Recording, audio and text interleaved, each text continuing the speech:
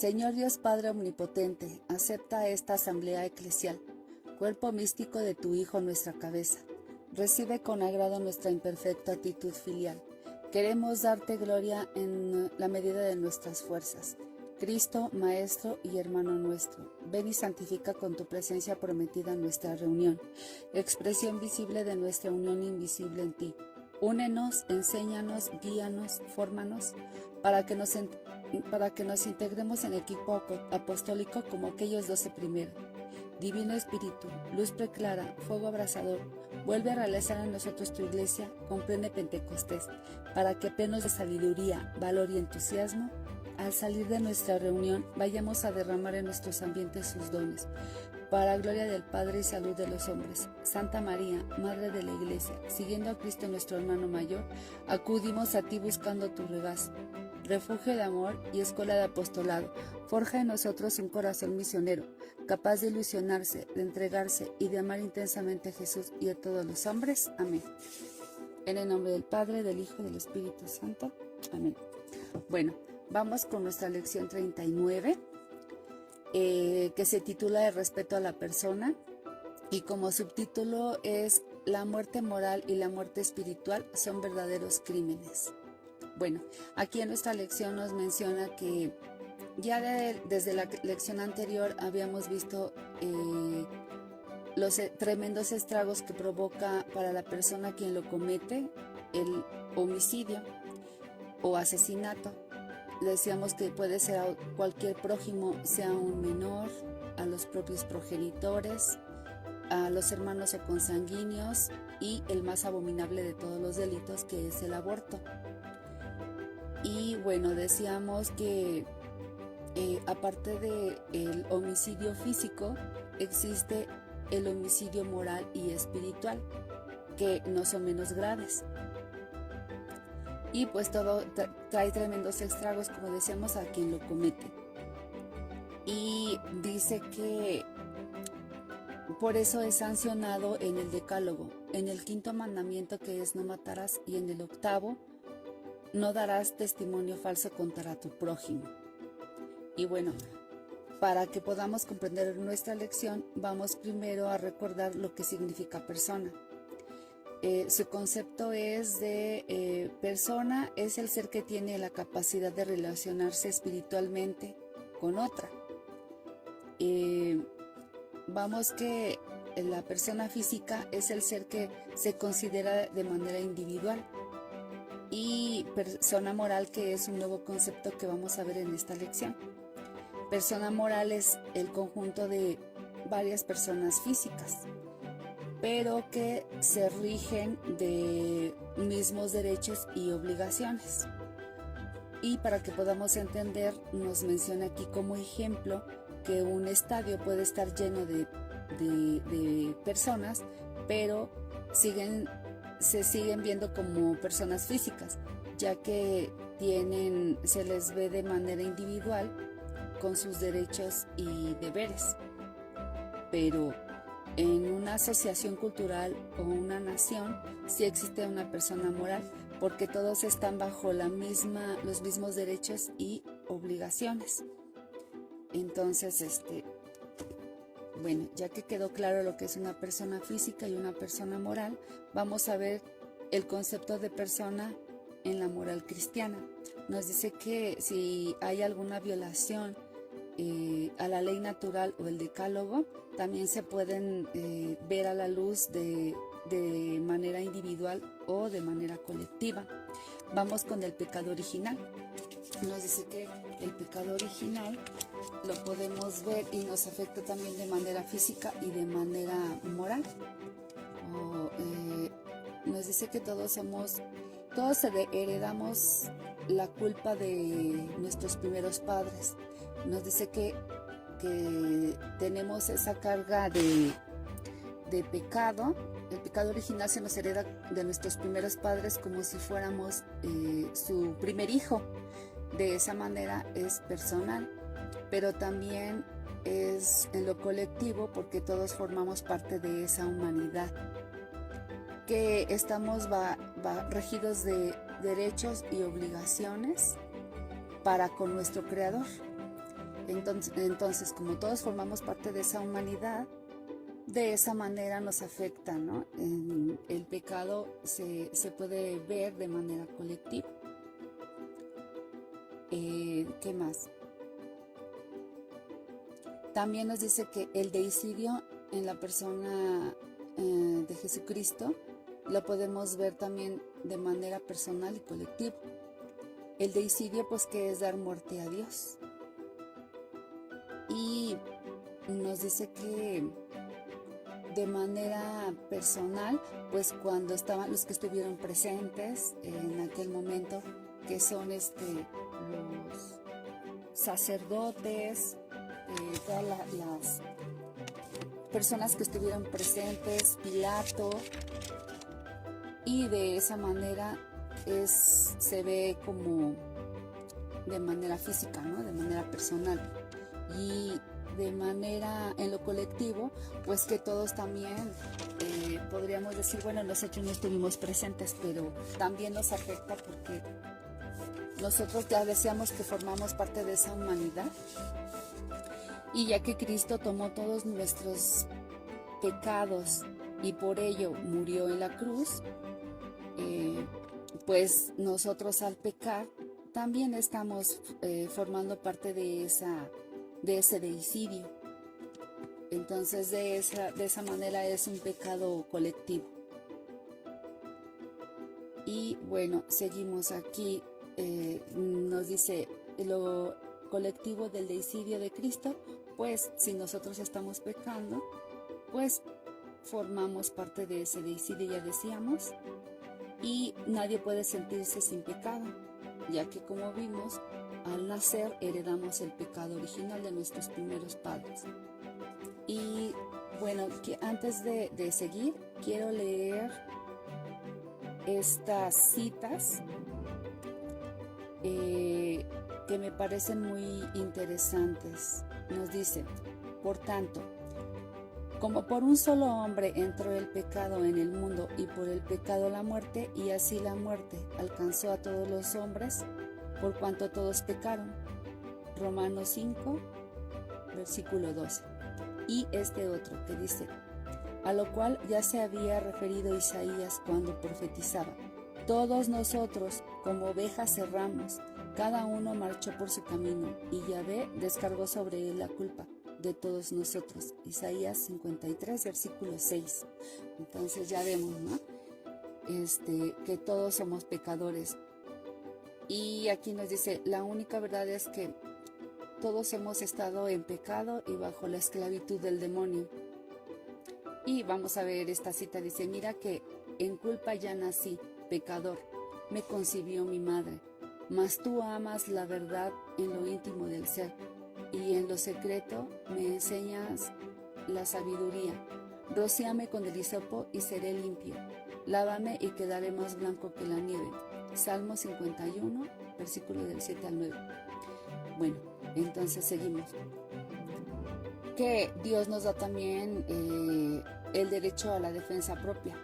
Nos dice que nosotros pues ya traemos de parte de Dios el instinto de conservación, y nos dice que un homicidio es legítimo, pues ya si vemos estos puntos, dice que exista verdaderamente amenaza ventajosa del atacante, que exista temor grave en el que está atacado, que exista la justicia en el atacado, que no haya posibilidad de evitar el ataque o de dominarlo. Solo de esa manera es legítimo el homicidio. Y de manera colectiva, pues podemos decir que es la guerra. Y nos dice Santo Tomás de Aquino y Francisco Suárez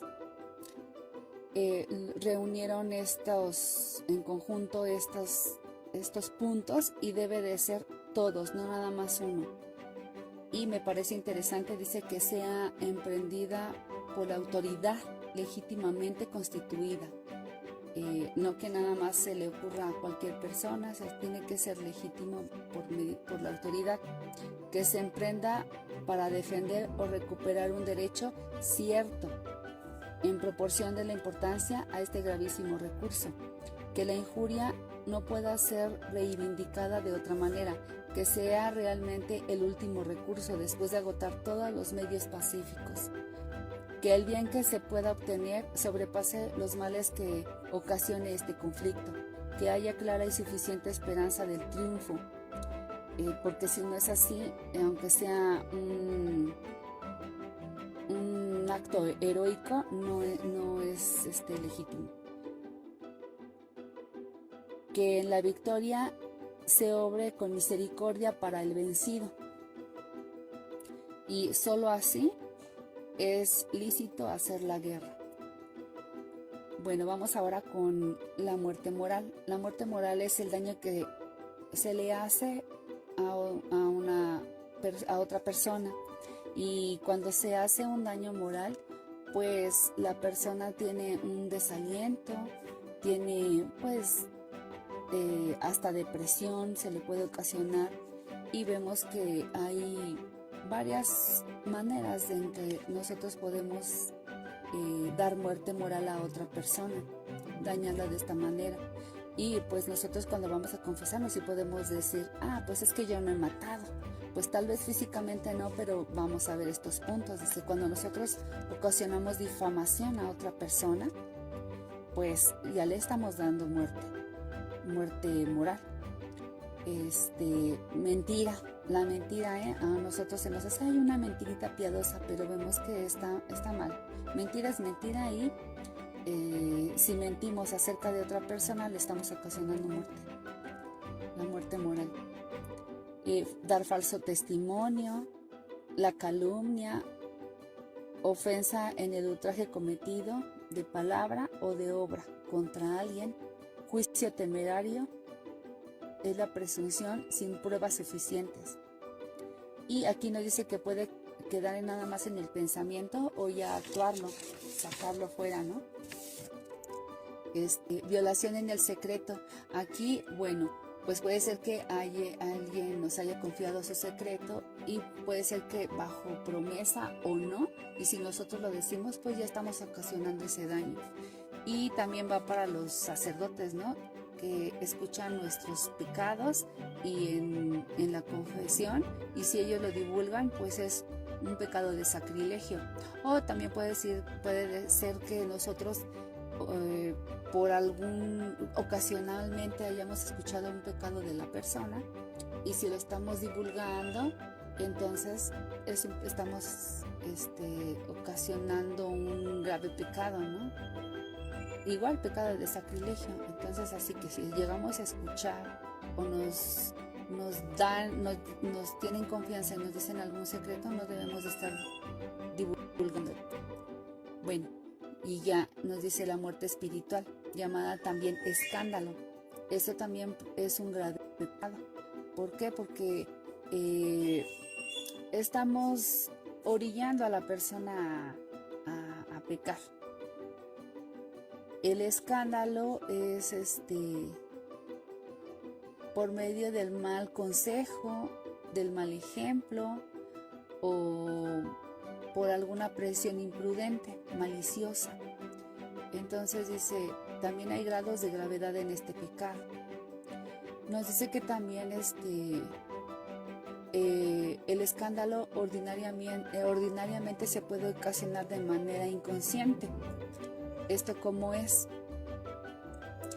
Que, por ejemplo, yo actúe de buena manera y la persona que lo ve lo recibe como si fuera, lo percibe mal, ¿no? ¿Qué puede ser?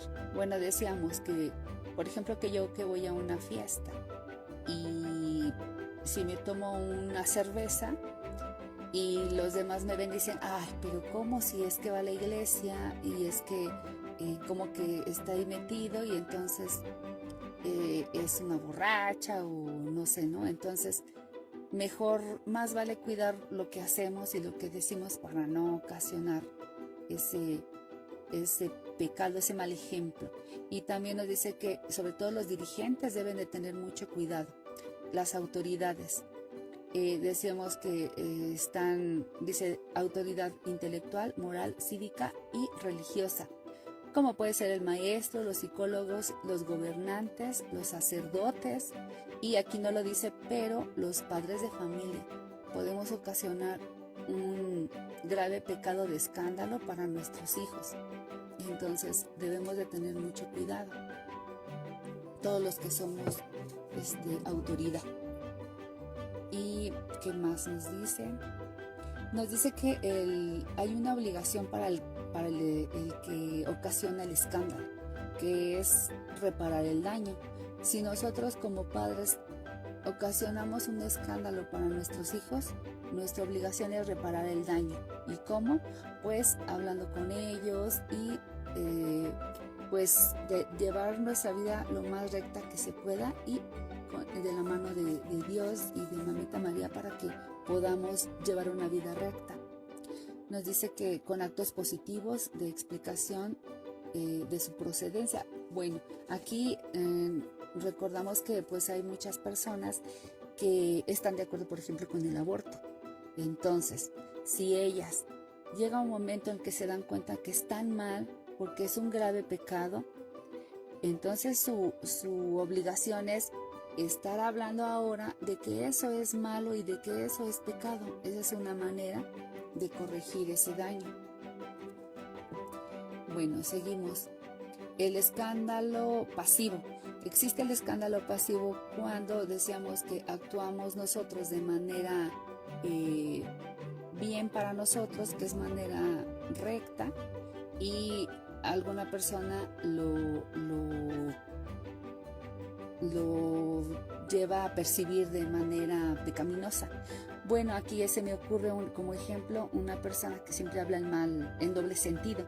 Uno está hablando de manera correcta y esa persona lo distorsiona y entonces ya lo ve de manera pecaminosa y dice, pues esta falta solo es atribuible al escandalizado, no a la persona que habló, sino al que él lo percibe y lo percibe mal. Él es el que está ocasionando ese pecado.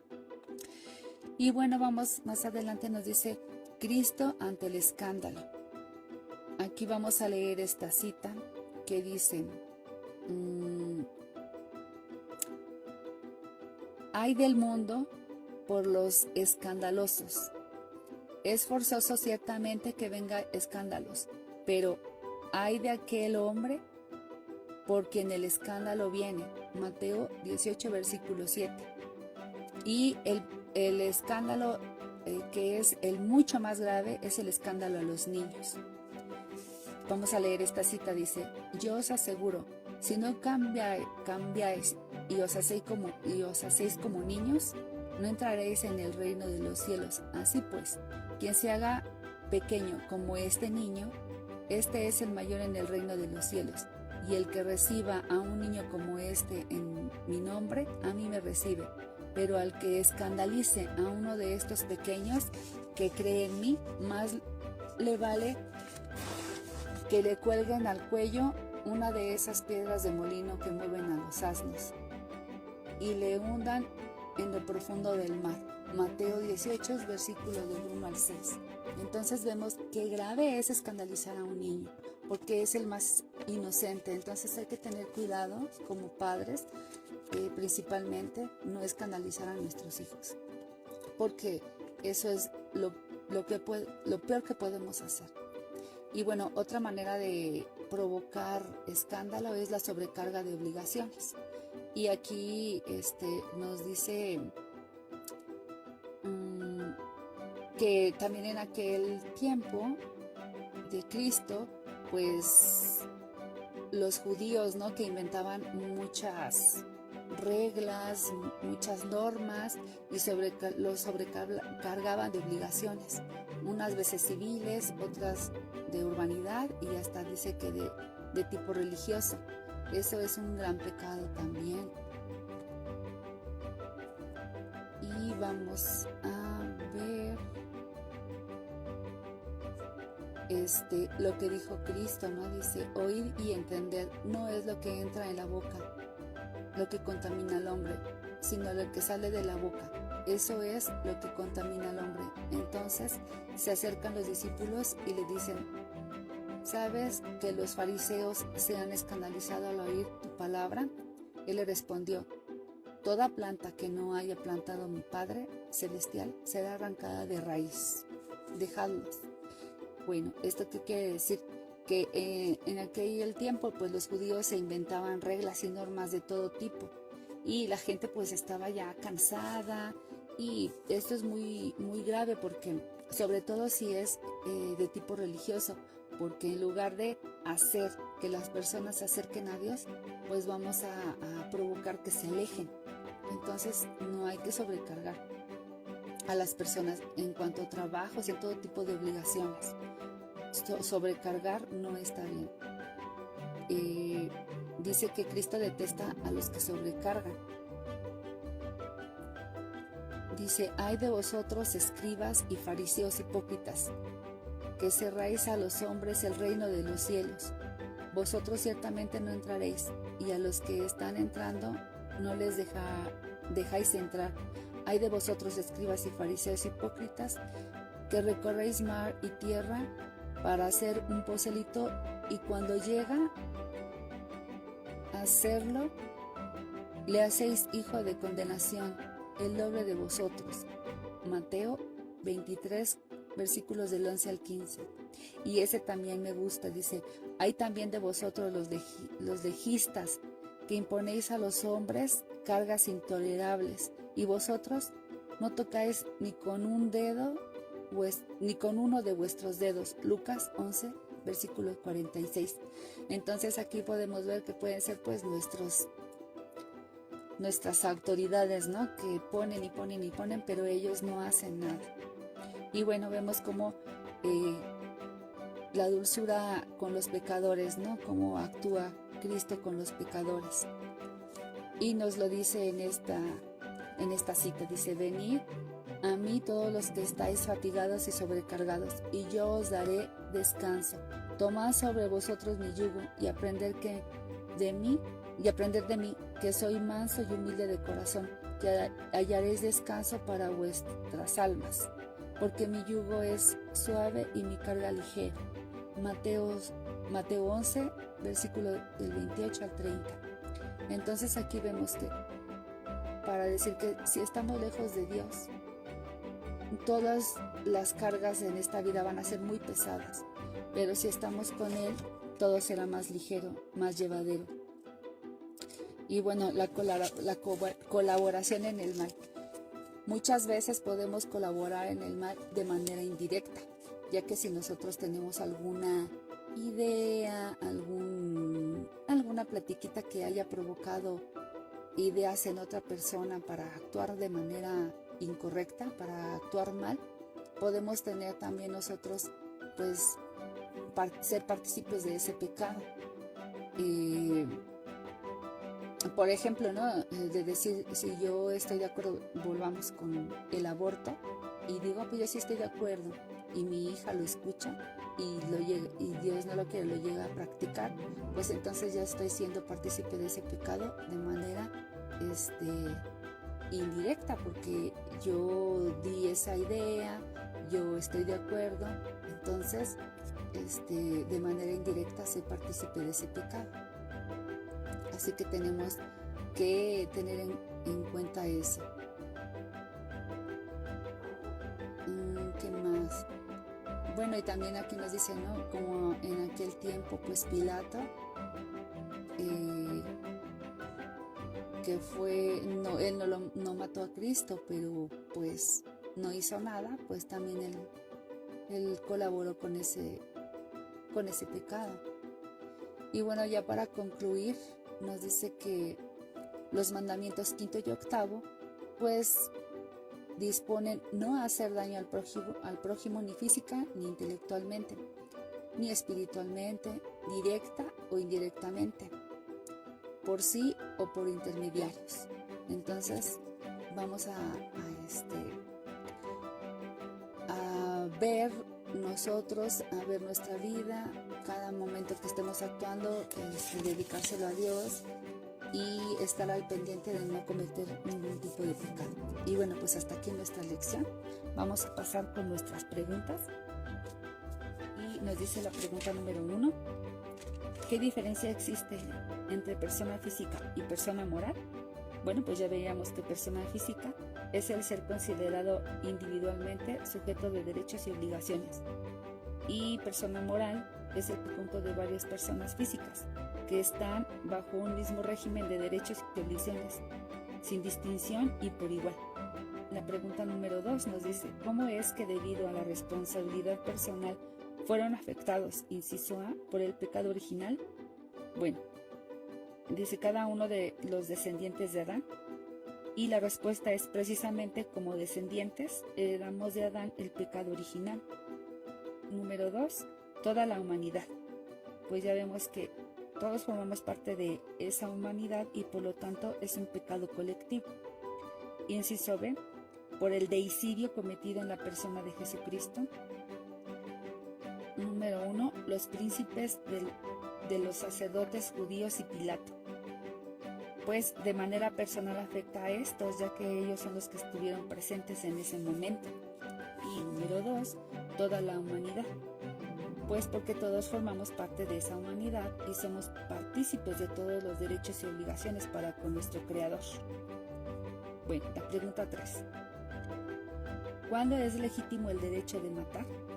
Ya lo veíamos en lo personal, cuando existe amenaza ventajosa del atacante, que exista temor grave en el que es atacado, que exista justicia en el atacado, que no haya disposibilidad de evadir o de dominarlo. Inciso B, en lo comunitario, veíamos que puede ser una guerra, pues se tiene que cumplir, veíamos todos estos puntos, dice que sea emprendida por la autoridad legítimamente constituida, que se emprenda para defender o recuperar un derecho cierto y en proporción de importancia a este gravísimo recurso, que la injuria no pueda ser reivindicada de otra manera, que sea realmente el último recurso después de agotar todos los medios pacíficos, que el bien que se obtenga sobrepase los males que ocasiona el conflicto, que haya clara y suficiente esperanza del triunfo, que en la victoria se obre con misericordia para el vencido. Y bueno, la pregunta 4. ¿Qué efectos produce en el hombre la muerte moral? Te causa desaliento, todo tipo de depresión y pensamientos negativos. Y la número 5 nos dice, ¿por qué el escándalo produce muerte espiritual? Pues porque es un pecado grave, es la mayor ocasión de daño moral y espiritual que nos aleja de Dios. Y bueno, pues hasta aquí nuestra lección y espero que no tengan ningún motivo.